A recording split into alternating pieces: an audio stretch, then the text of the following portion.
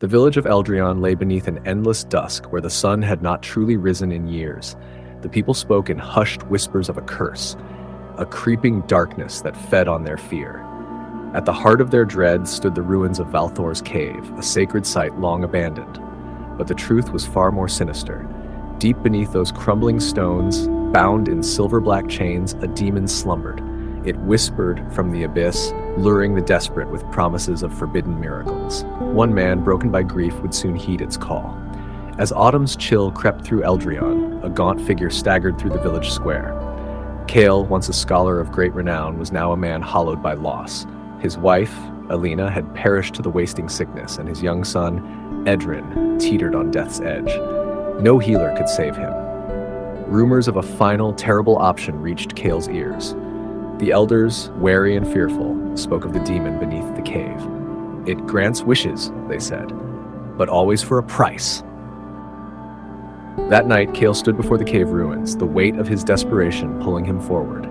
He descended into the catacombs where the air was thick with an ancient presence. A voice, deep and serpentine, slithered through the darkness, guiding his steps. A towering iron door, etched with forgotten sigils, loomed before him.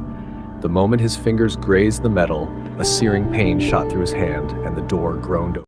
From the depths of the shadows, a figure stirred, emerging like a wraith from the abyss. It was shrouded in tattered robes, fabric worn by centuries, its presence older than the kingdom itself. A horned mask of blackened bone concealed its face, and within the hollow sockets, twin embers smoldered, watchful, unblinking, and hungry. "You seek a boon," the voice slithered through the air, smooth as silk, yet laced with quiet malice. Kael collapsed to his knees, his voice barely a whisper. "My son is dying. Save him." The demon moved with a slow, deliberate grace, unseen chains rattling softly in the darkness. It circled him like a predator savoring its prey. "Life," the word curled from its lips, almost a sigh. "Yes, I can grant it, but all gifts demand a sacrifice." Kael's breath caught in his throat.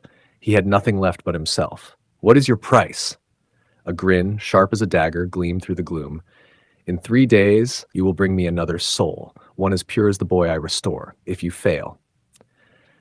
The embers of its eyes burned brighter. "I will take what is most precious to you." Tears traced silent paths down Kael's face. There was no escape, no mercy.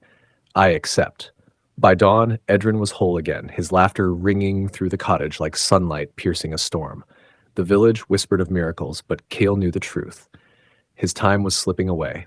3 days. He wandered the village, searching, hoping. Could he find a criminal, someone whose soul was steeped in sin? But the demon's words echoed in his mind. "A soul as innocent as the one I restore."